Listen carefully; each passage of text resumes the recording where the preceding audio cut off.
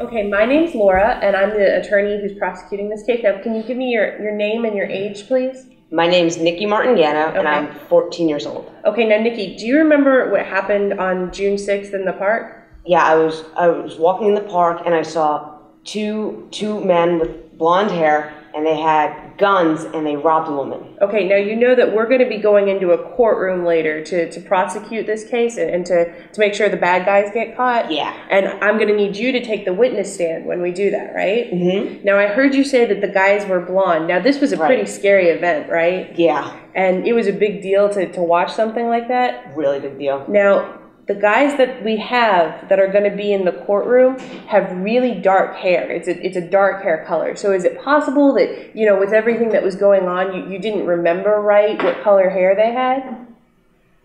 I think they had blonde hair. Now, Nikki, you know how the police work, right? Yeah. They go out and they find the bad guys. Yeah. And they bring them here so that we can make sure that they're punished for what they did wrong. Right. Well, the police found the bad guys in this case. Okay. And they've got dark hair, and they're going to be in the courtroom with us.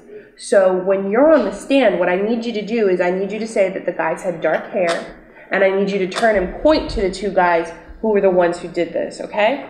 Okay. Ms. Rose, your witness. Good morning. Would you please state your name and age so that the jury can know, please? My name's Nikki Martin, and I'm 14 years old.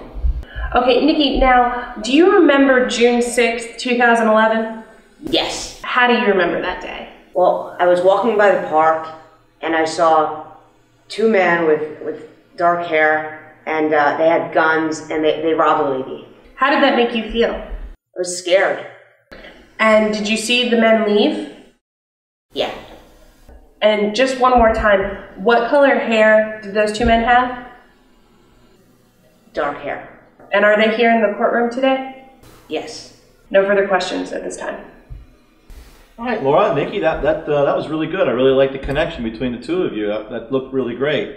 Although it's a short witness. Nikki, how'd you feel? I thought it was really cool. I didn't understand the whole why I could tell, because they had blonde hair. And I had to tell everybody that they had dark hair. I didn't understand. I thought we were trying to find the truth. What do you mean you had to tell them they had dark hair? What made you think you had to do that? Well, Laura told me that they had dark hair. Laura, is that right? You asked Nikki to change the color of the hair of the perpetrators? I did.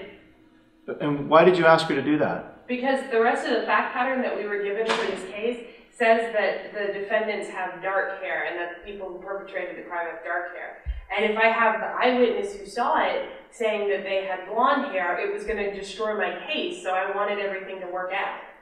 And were the three of you there when Laura was prepping Nikki? Yes. All three of you? Yeah, I was there. Yes. You know, Laura, it seems to me that what you've asked this witness to do is to lie. Does that sound right? Yeah, it does. And you were all there? Yes. Yes. Yeah. So I think we really need to take a step back here for a minute. Let's leave the prepping of this trial and let's talk about something else, which is Laura asking Nikki to basically make up facts. I think we have a much bigger issue here, don't we? Yeah. Now, I could look at the three of you and I could see that you were all uncomfortable when Nikki was testifying. And you're uncomfortable now. We are. So let's go back to that room where you were in. And let me take a step back. Look, no one's in trouble here. This is an opportunity for us to learn about what just happened. So I need you to kind of go with me on this. I need you to trust me. And I need you to be honest with me now so that we really figure out what happened and make sure that we can figure out whether or not it was right, wrong, or whether or not there was another way of doing this. You guys okay with that? Sure. So let's go back to the prep session. I understand, Laura, and your reason for wanting her to say this, but you guys, the three of you, were clearly not on board with this, right? Right. So why did you let it happen? I'll go first. I thought she had a decent rapport with the witness, and I was concerned that if I interrupted her when she was sort of taking that slightly heavy-handed approach with the witness and directing the witness, that I was going to mess up that connection she had with this child witness. And I didn't want to invade that relationship. And so I held my tongue. It made me uncomfortable, and I didn't feel good about what she was doing, but I wanted to respect that relationship, so I didn't get involved. And that makes sense. We're going to run into these problems in the future, aren't we? Where we have relationships that we have to deal with. What about you? Yeah.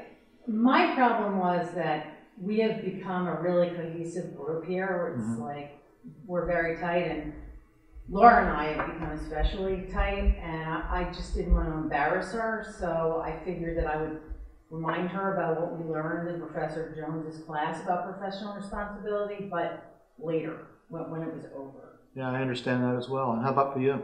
Well, Laura's my best friend, and, you know, she's stubborn.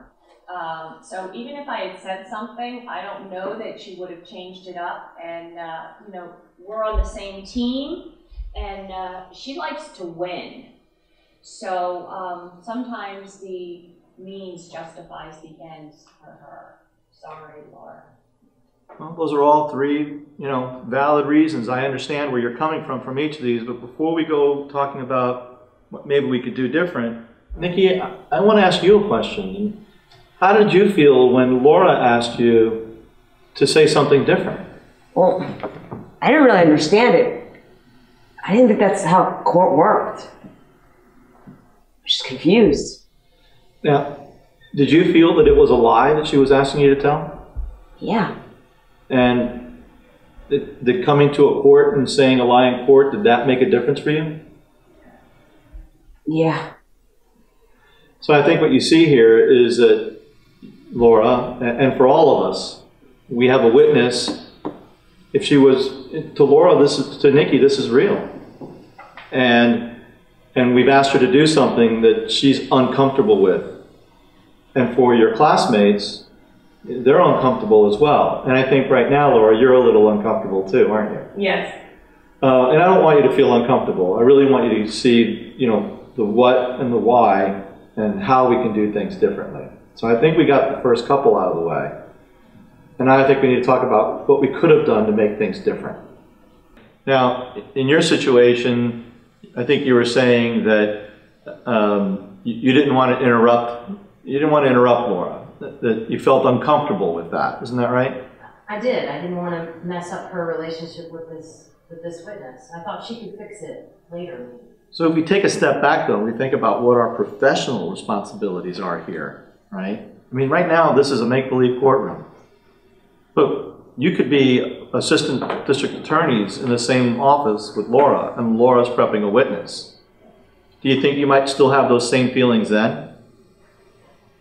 I might have the same feelings, but I think in a real setting, maybe I would have overcome that and asked her to step out and spoke to her and let her know that I thought what she was doing was inappropriate. So do you think maybe that might have been a great way to deal with this, is basically saying, hey, let's take a time out, maybe go out in the hallway, ask Laura to step outside and give her the opportunity to say, hey, what you're doing is wrong, or I don't understand what you're doing. The witness is saying one thing, but you want her to say something else? Yes, I think that would be the right way to do it, so she could preserve her relationship with this witness. And I understand that the three of you have been working so closely together, and one of the concerns here was that you're a team, and you didn't want to change that team dynamic. But don't you think it's important as a team person, either here in a classroom, in a competition setting, or out in the real world when you guys get out here in a couple of months and graduate? Do you think it might be better to make that stop and try to correct it then? Yeah. Now, it might hurt your team dynamics, but do you think your team dynamics might be hurt even more if you're against what Laura's doing and then she actually did that in court? Do you think your team dynamics might suffer then as well? Yes, absolutely. In fact, in hindsight, I think I probably should have talked to Laura maybe even at the prep session because we were concerned about her asking the witness to say things that weren't truthful. Yeah. Now, Laura, the three reasons that were basically given from your classmates are all pretty valid reasons. You're close with them, you're a team, And even one of them might have said something that hurts a little bit, which is sometimes you can be a little stubborn, right? And she does like to win. Yeah, we all like to win, don't we? But is the win more important than the truth? No. And if we put the truth out there, shouldn't we win?